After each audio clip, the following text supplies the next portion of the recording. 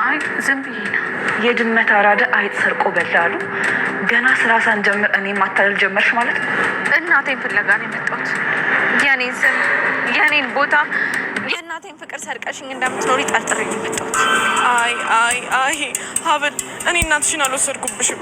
ምን እናት አንቺ ተረፈሽ እዝራ አርዳኝ። እዝራ የሰማው ነገር የተሳሳተ ነው። አይ አታደርግም። ሀብል እባክሽ ተይ ሀብል። ምናልባት ዴኒ ማሰራት ፈልጋ ቢሆንስ? ይሄኛው በፍጹም ነው ያችልም። የአጸደ ሴራ ሁሉንም ነገር እዝራ ሰምቶ እጅግ በጣም ተናዶ አንቋትም ይገኛል። ወይዘሮ ሀናም ዲኤንኤ ምርመራ አደርጋለሁ ብላለች። እንግዲህ መነን የምትገባበት ግራ ገብቷታል። በፍጹም አይሆንም እያለች ነው። እንግዲህ ሀብልም እናቷን ፍለጋ ጀምራለች። እንግዲህ ወይዘሮ ሀና በባለፈው ክፍል ላይ እንደምናስታውሰው ኩክሻ የአንገት ሀብል ሲሰጣት ይሄ አይገባኝም፣ ይሄ ለሚገባው ሰው አለ ብላ ስትልም እንግዲህ እዛ ጋ ምን ማለት ፈልገሽ ነው እያለቻት ነበር። ዛሬ ላይ እንግዲህ ከሁኔታቸው የተነሳ ጥርጣሬ ውስጥ ስለገባች የዲኤንኤ ምርመራ ማድረግ አለብኝ፣ ልጄ ማን እንደሆነች ማወቅ አለብኝ እያለች ትገኛለች።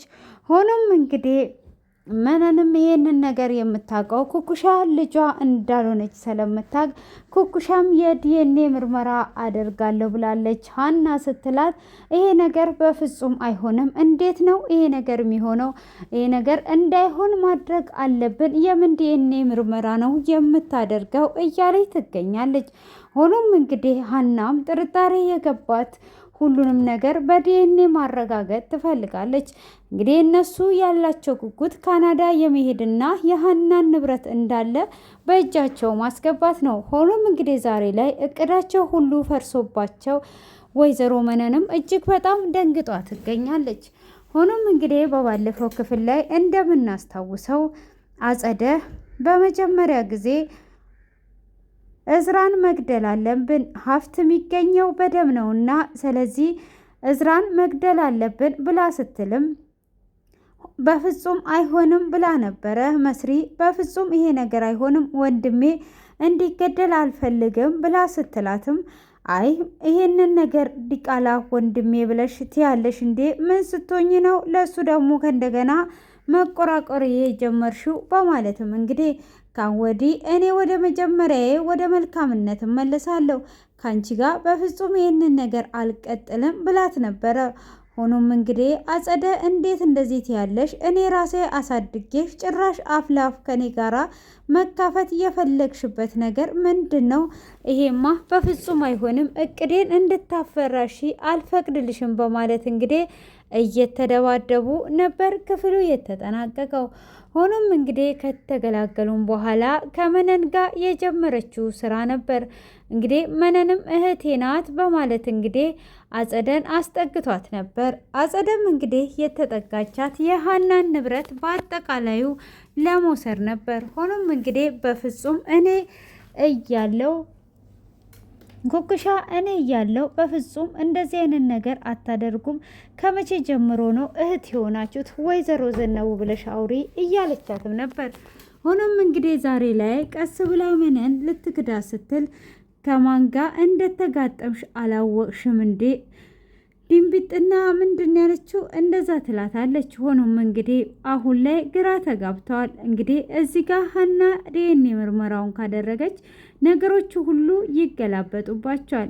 ስለዚህ ኩኩሻ የሀና ልጅ እንዳልሆነች ታውቃለች። ሀናም እንግዲህ ልጇን ወደ መፈለግ ትቀጥላለች። ሆኖም እንግዲህ ሀብልም እሷ በተናገረችው ንግግር እንግዲህ እሷ እራሷ አሁን እንዴት ያለውን ነገር ሁሉ ለእዝራ ነግራው እንግዲህ ልደቱን እንዲያከብርላት ብላ ነበረ። እንደምናስታውሰው ለሀብል ልደቷን አክብርላት፣ ዛሬ የልደቷ ቀን ነው ብላ ስትልም እንዴት አወቅሽ ብሏት ነበረ። ሆኖም እንግዲህ እሷ እዛ ጋር ሀና ልደቷን እያከበረችላት ስለሆነ ቅር ብሎ ስለተሰማት በዛ አይነት ምክንያት ነበር።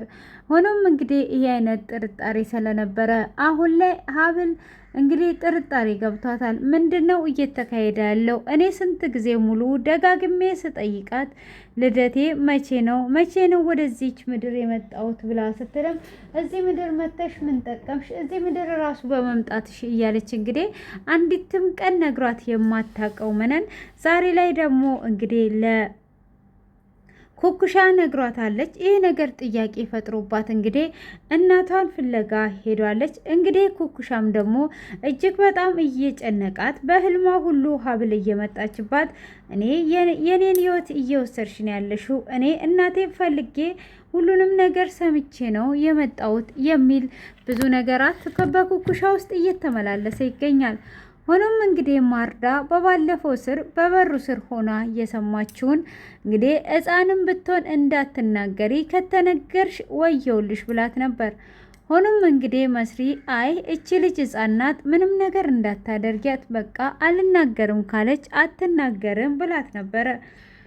ሆኖም እንግዲህ እንደምንም ብላ ትተዋታለች። አንቺ እሷ ተናገረች ማለት የኛ ነገሮቻችን ሁሉ አበቁ፣ ሁለታችንም እስር ቤት እንደምንገባ ታውቂያለሽ ወይ እያለቻት ነበረ።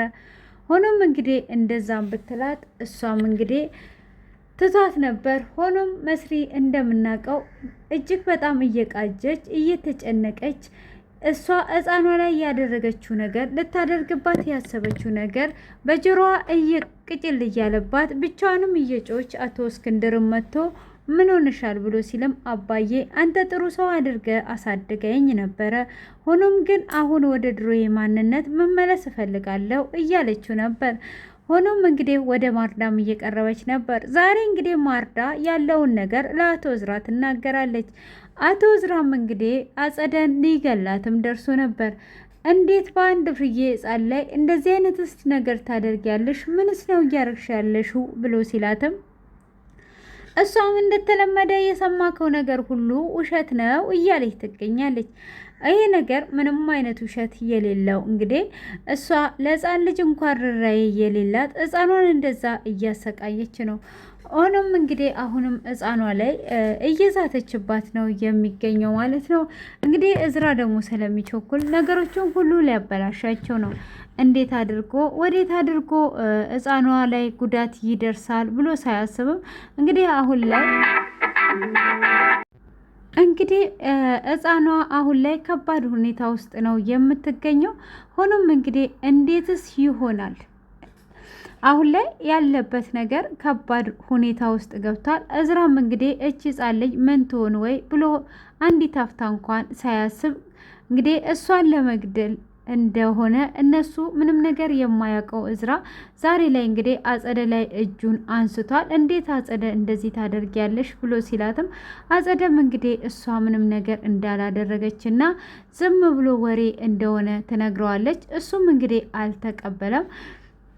ሆኖም እንግዲህ አሁን ሀብል እንግዲህ እየተጨነቀች ያለችበት ጉዳይ ማን ነው ሕፃኗን እንደዚህ የሚያስጨንቃት እያለች ነው። ሆኖም እንግዲህ የሀብል ብቻም ሳይሆን ኩኩሻ እንግዲህ በህልሟ ሳይቀር በውኗ ሳይቀር እየሄደች ሆኖም እንግዲህ ራሴን አጠፋለሁ እኔ እናቴ የት እንዳለች ካላወቅኩኝ እኔ ራሴን አጠፋለሁ ብላ ትላታለች። ኩኩሻን ሀብልም እንደዛ በምትላት ሰዓት በፍጹም እንደዚህ ማድረግ የለብሽም ብላ እንግዲህ ኩኩሻ እጅግ በጣም እየተሰቃየች ነው የምትገኘው። ሁሉንም ነገር ግራ ገብቷታል። እንግዲህ እውነቱንም ተናግሯ ደግሞ ካለች እሷም ሀናን እንደምታጣት እንግዲህ ከሀና እያገኘችው ያለው ፍቅር ዛሬ ላይ የማይገኝ ፍቅር ነውና ስለዚህ እንግዲህ ኩኩሻ ከጎዳና ተነስቷ ዛሬ ላይ ደርሷለች። በዛ ላይ ደግሞ ሀና የምትሰጣት ፍቅር ለየት ያለ ስለሆነ ግራ ገብቷት ትገኛለች ማለት ነው። ኩኩሻ እንዴት ነው የማደርገው የሚለው ነገር ግራ አጋብቷታል ማለት ነው። እንግዲህ እጅግ በጣም ነው የሚያሳዝነው። ኩኩሻ ምንስ ትሆን ይሆን?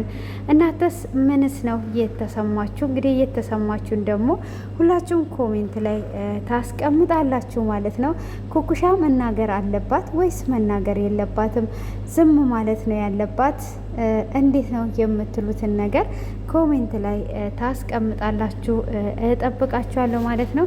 ሆኖም እንግዲህ ሀብል እጅግ በጣም ነው የምታሳዝነው። እንግዲህ በሕፃንነቷ ተንገላቷ አሁን ደግሞ እናቷን ተቀምታ እየኖረች ነው ያለችው። እንግዲህ ማርዳ ይሄንን ሕፃን ስለሆነች ያለውን ነገር ተናግሯለች። አጸደም እንግዲህ በሁሉም ቦታ ነገሮቿ ሁሉ እየፈራረሱባት ነው። ነገሩ ሁሉም እንግዲህ ቢፈራረስባትም ዛሬ ላይ ምን ተከሰተ? በቀጣዩ ክፍል ይዤላችሁ እመጣለሁ። እስከ መጨረሻ እንድትከታተሉ ጋብዛችኋለሁ። አጸደ ምን ልታረግ አሰበች? ግምታችሁን። እዝራስ ለምንድን ነው እንደዚህ አንቆ እስከ መጨረሻ የያዛት? ሀብልም እራሷን ለማጥፋት ያቀደችበት ነገር ምን ይሆን የሚለውን እንግዲህ ኮሜንት ላይ ሀሳባችሁን እጠብቃለሁ ማለት ነው። እንግዲህ እስከዚህን ሰዓት ተከታትላችሁኛል። እስከ መጨረሻ ተከታተሉ። ቆይታችሁ ከኔ ጋር ይሁን። ምሽታችሁ ያማረ ይሁን። ቀጣዩን ይዤላችሁ እመጣለሁ። መልካም ቆይታ